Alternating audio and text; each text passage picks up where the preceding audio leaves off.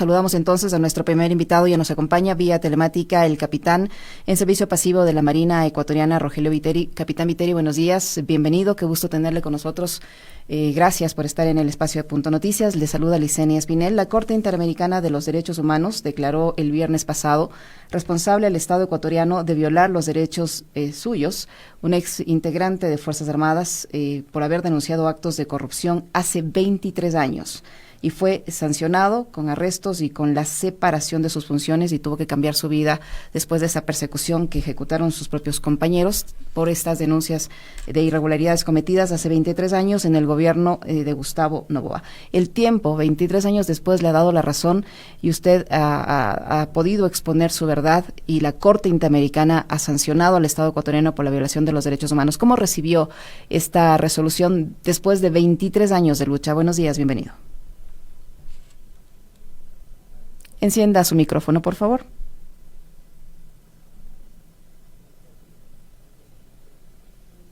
¿Aló? ¿Sí me escucha? Ahí le escuchamos.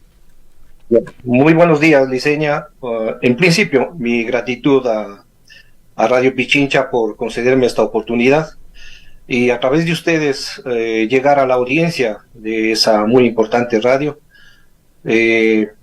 porque es muy beneficioso ubicarnos en el entorno de lo que fue la situación que se dio hace 23 años. Usted bien menciona, fue el gobierno de Gustavo Noboa Bejarano, y yo fui designado como agregado naval de defensa, representante permanente ante la Organización Marítima Internacional y gobernador ante la Universidad Marítima en Suecia.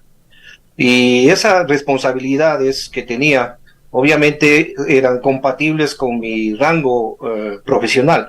Se menciona capitán en servicio pasivo en todos los medios de comunicación. Dentro de la Marina, mi rango es el de capitán de navío, y eso equivale a ser coronel dentro de las Fuerzas Armadas. Y estaba yo a solo un paso más de ser un almirante, es decir, estaba ya próximo a ser en lo que equivale a ser un general. Entonces, como le decía, y si me permite, quisiera, especialmente para la juventud, porque creo que no hay un conocimiento de por qué esta resolución y esta sentencia de la Corte Interamericana. Vale la pena hacer ahí un contexto de cómo se dieron las cosas. Exactamente, y le agradezco mucho por esa oportunidad, porque, como le decía, mi posición fue dentro de la Embajada del Ecuador en el Reino Unido, y pude ser testigo junto con mi esposa de cómo se dieron los actos del contrato de seguros de aeronaves militares, porque tuve que ser testigo en vista de que tuve la orden de ser yo quien haga la traducción ante la llamada que debía hacer a los representantes de las empresas que iban a concursar, un concurso que no se dio realmente. Para eso yo recibí la orden de recibir a los jefes de Estado Mayor de las Fuerzas Armadas, que eran los representantes del alto mando militar, con la anuencia del ministro de Defensa de la existencia anterior que había de la Honorable Junta de Defensa, y con la autorización del presidente de la República. Entonces este grupo, que fueron de generales y almirante, tenían el respaldo de todo ese grupo arriba, del alto mando de las Fuerzas Armadas, ministro de Defensa y el presidente de la República. Entonces ellos llegaron al mando del almirante Edgar Guerra, el general Roberto Moya del Ejército y el general Marcelo Moscoso de la Fuerza Aérea, que debían llegar con un mayor que era el secretario del grupo.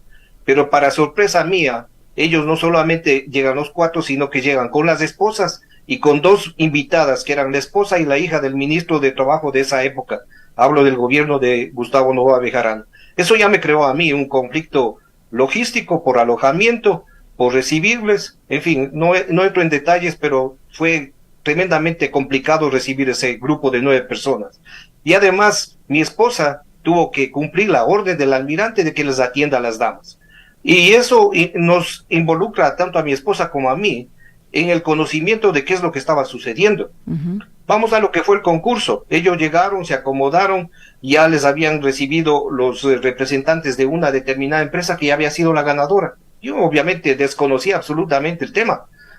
Lo único que yo hacía es recibirles, ofrecerles mi oficina, que está ubicada en el área residencial en Londres, fuera de la embajada, porque la embajada es extremadamente pequeña, entonces no había opción para nosotros poner un escritorio más ahí. Entonces la Armada, a través del FLOPEC, alquilaba una oficina fuera del ámbito de la embajada. Entonces acomodé todo el escenario para que ellos puedan hacer su trabajo. Al día siguiente llegaron con 2 paquetes con las esposas. Mi esposa se fue con ellas querían ir a hacer compras en la calle Oxford, donde están los más grandes almacenes de Londres, y yo me quedé con el grupo para ayudarles y orientarles en lo que es hablar con el idioma, por supuesto, para contactar a las 2 empresas que iban a concursar. ¿Cómo se dio el concurso? Este grupo viajó por 15 días con viáticos. Cada uno recibió algo más de $30,000 de viáticos por 15 días. El concurso como tal tomó 3 minutos. ¿Qué pasó? Me dijo el almirante, llame a esta compañía y dígales que traigan un determinado documento.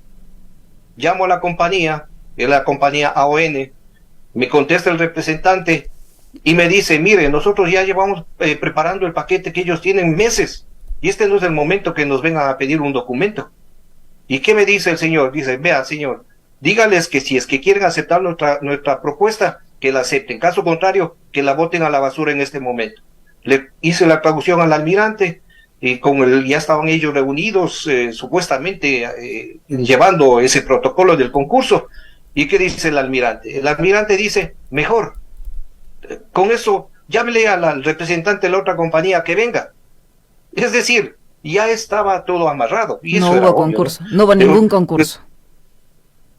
Absolutamente ningún concurso, no se dio nada.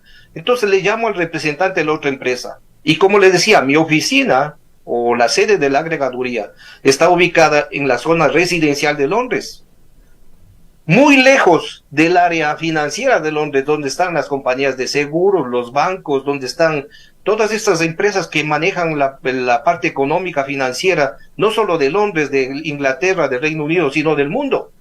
Y yo decía, esta gente se va a demorar por lo menos 1 hora en llegar al sitio donde estaba mi oficina. Londres es una ciudad gigantesca. Hablamos de 13 millones de personas ubicadas en esa ciudad. Pero sorpresa, en segundos ya timbraron la puerta de mi oficina. Les salgo a recibir y ya eran los representantes de la compañía Hidden Lumber con el representante de la compañía en el Ecuador Interoceánica de Seguros, con paquetes que les entregaron a estos representantes ecuatorianos del alto mando. Estamos hablando del alto mando, generales, almirantes.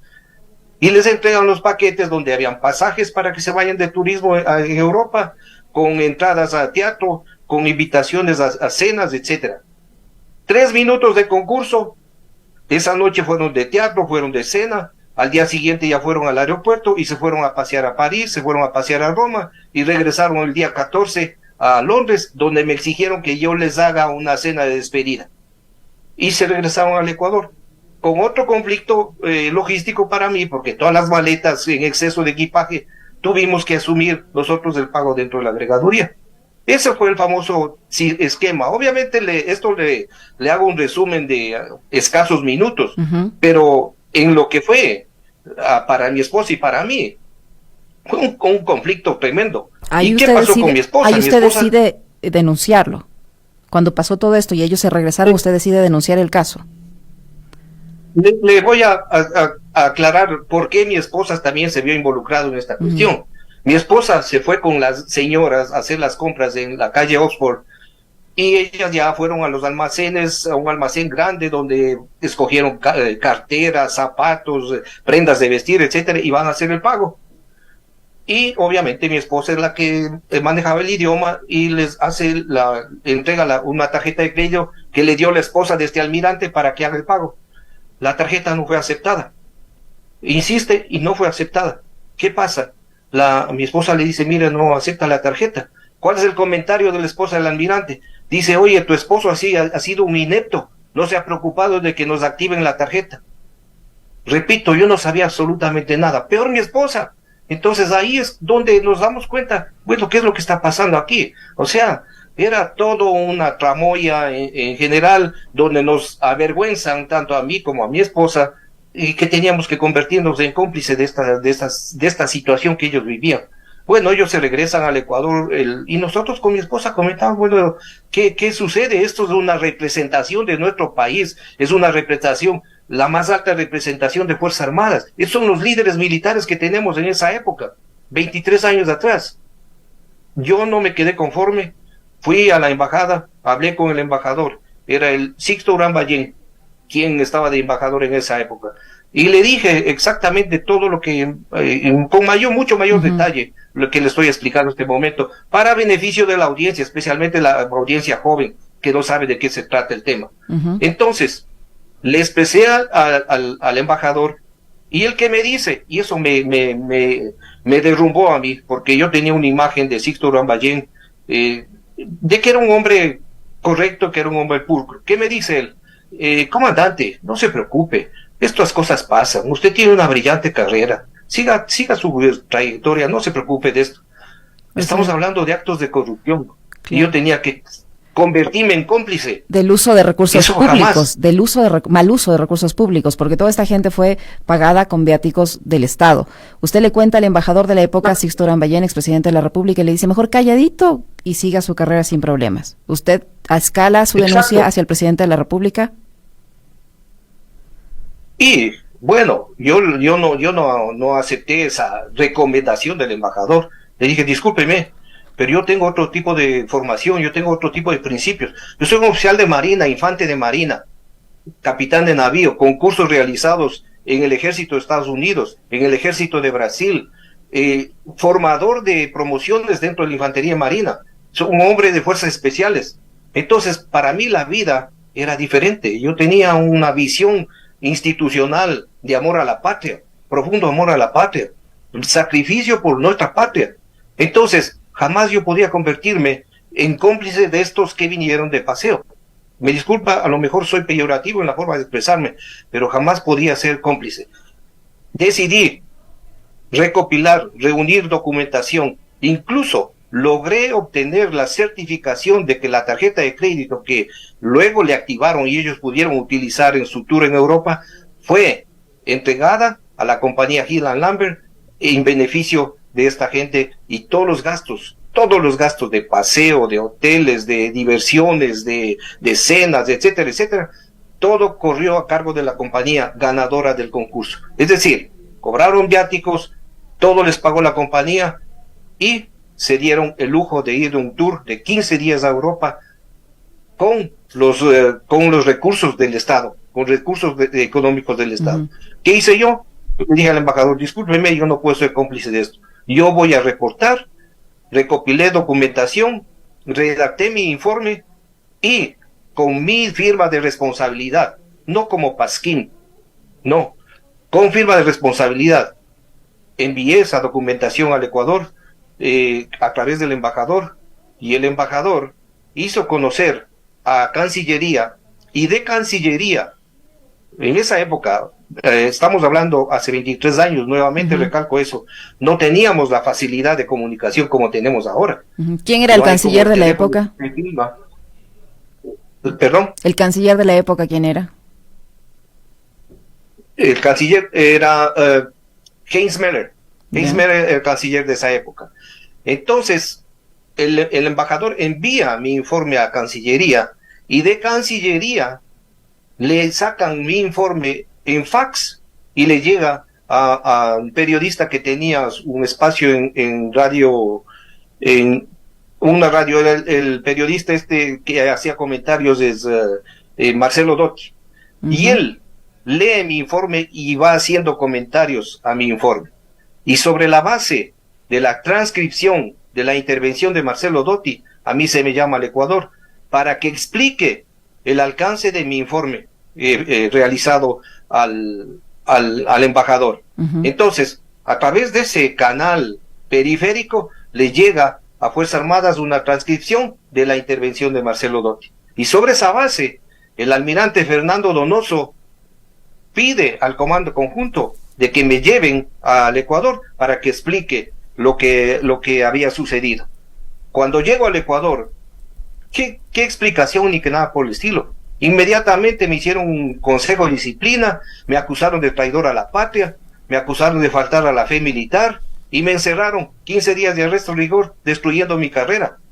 Es decir, quien denuncia la corrupción pasó a ser el culpable de un daño a la institución. O sea, yo que trataba de que las cosas sean clarificadas sobre la base de la honorabilidad, de la honradez, del honor que nos inculcan durante la formación, yo pasé a convertirme en el malo de la película.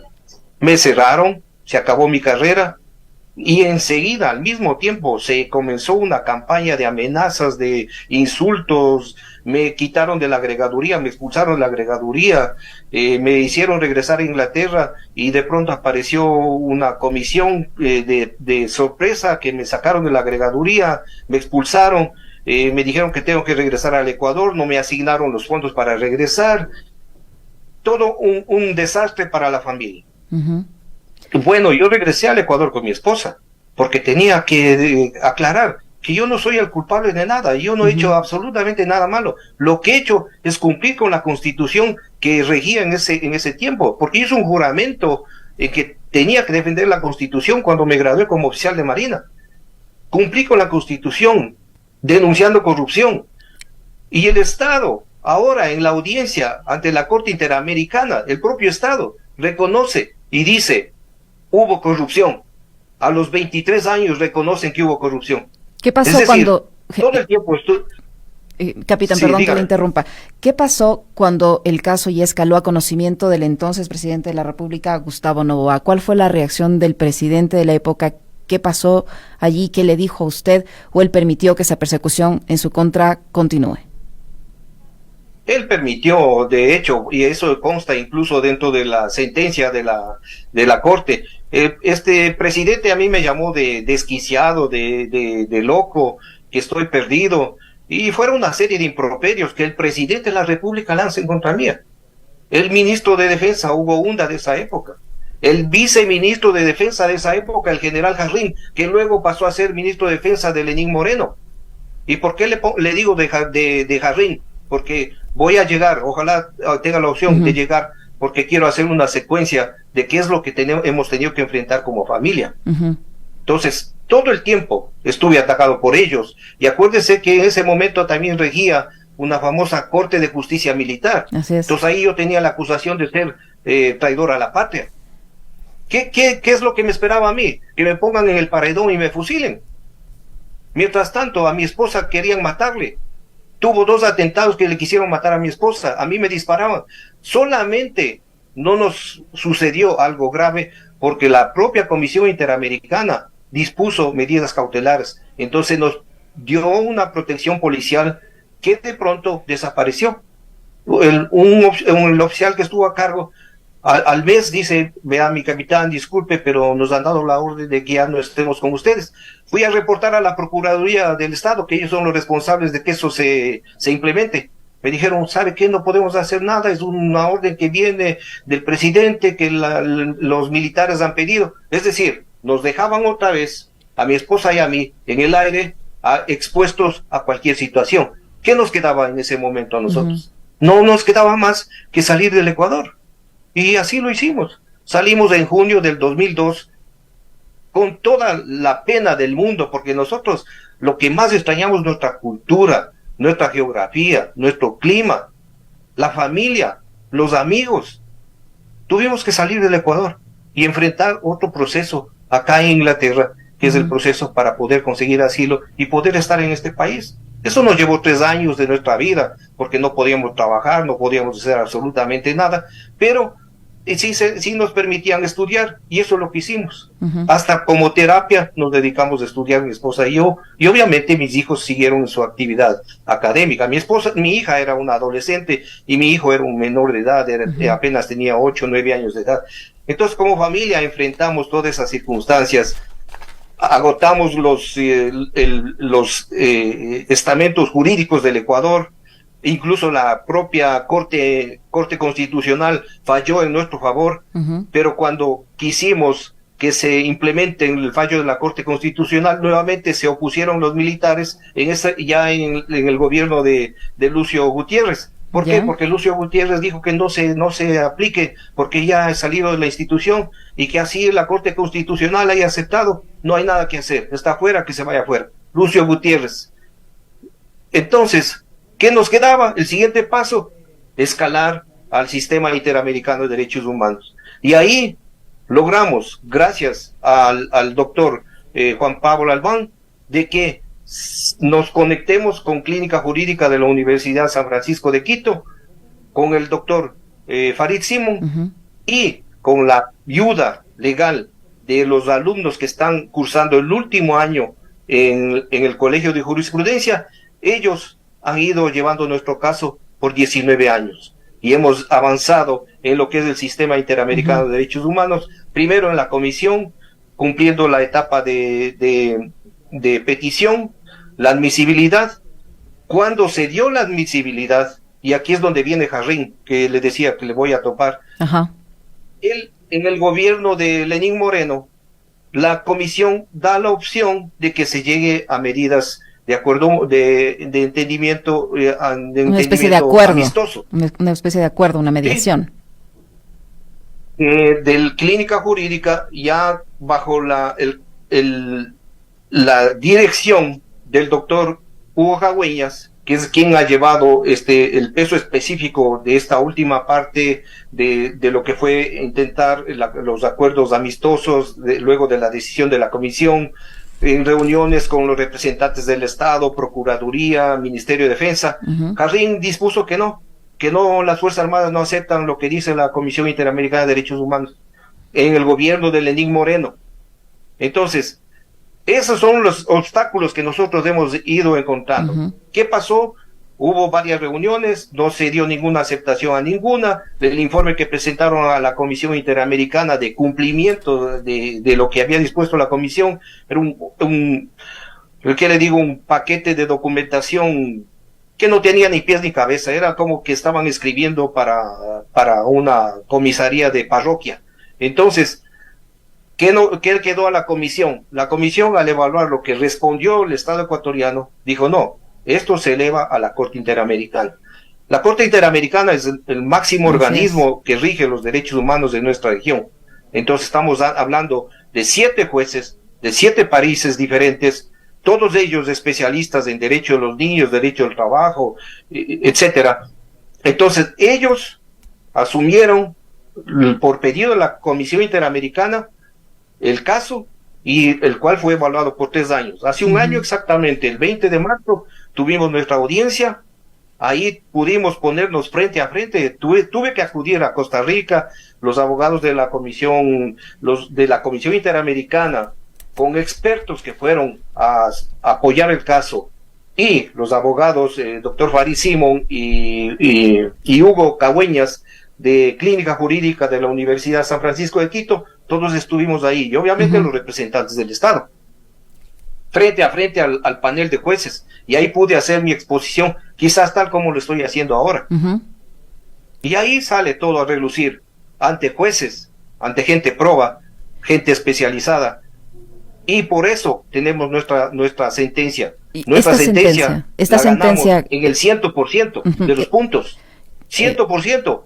Porque todas las ponencias que hizo el Estado, de que no, incluso hubo un representante del Estado ahí que no sé de dónde apareció, dijo, aquí el capitán se está inventando, y pasaron un video de una exposición de mi esposa.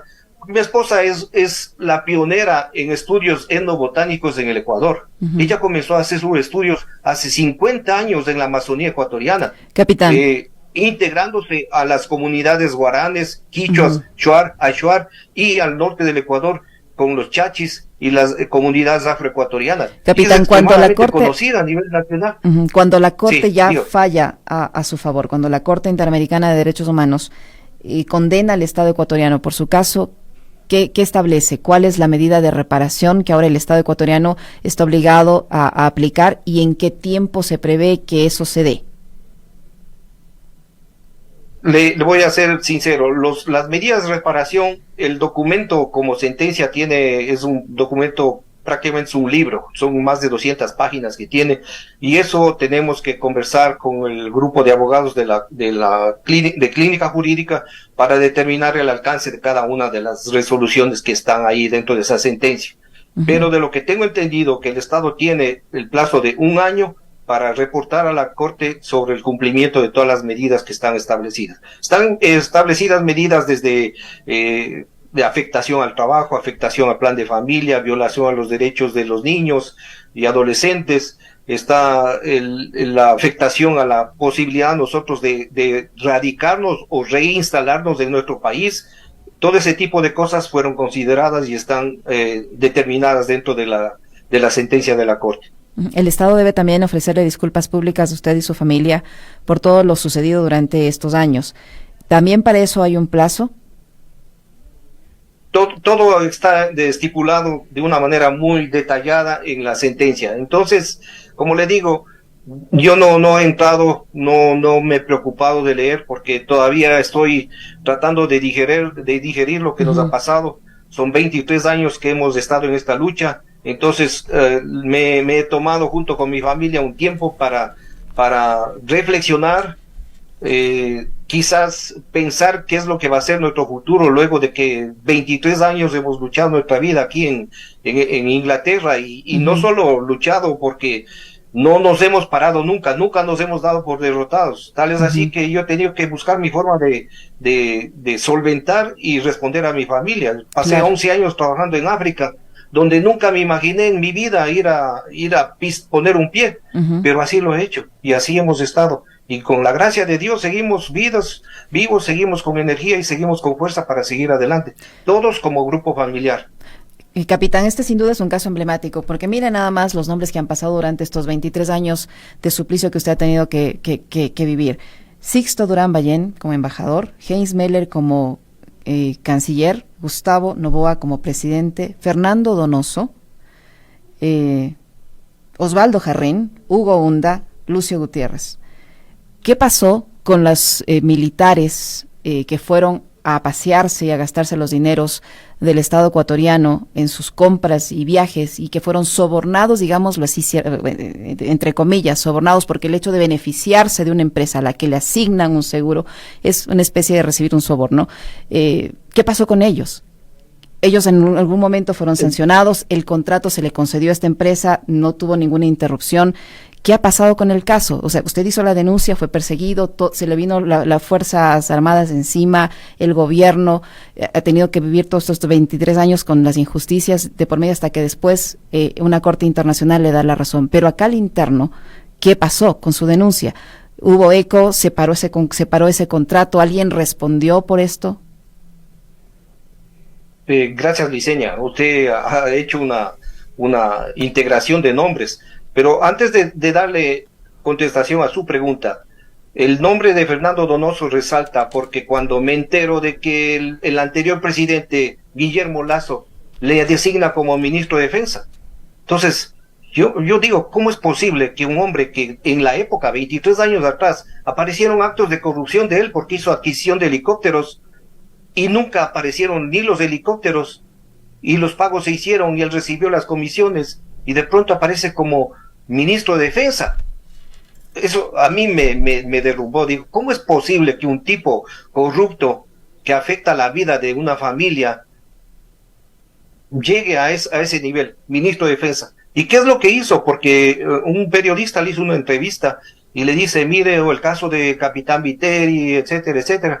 Él dice, no, eso ya fue hace 20 y pico de años, eso ya la gente ya no se acuerda. Eso ya no interesa, y además dice esos organismos internacionales, eso no vale para nada, eso ellos toman esos casos así como así, pero eso no pasa para nada. O sea, un desconocimiento absoluto de cómo funcionan las cosas a nivel internacional.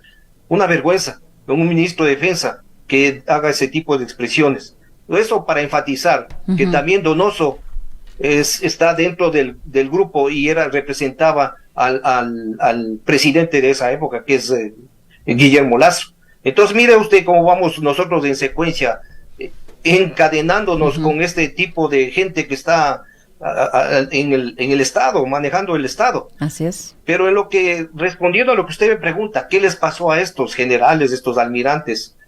Absolutamente nada, porque esa corte de justicia militar era una cosa, una payasada, porque quien manejaba la corte de justicia militar era un vicealmirante. Entonces, ¿qué les iba a hacer? ¿Qué iba a hacer a ellos? Absolutamente nada. En cambio, sí se vinieron contra mí. El ministro de Defensa, Hugo Hunda, me puso ya la orden de ser capturado y apresado en una unidad militar por faltar a la fe militar. Entonces, era imposible, yo no podía quedarme en el Ecuador.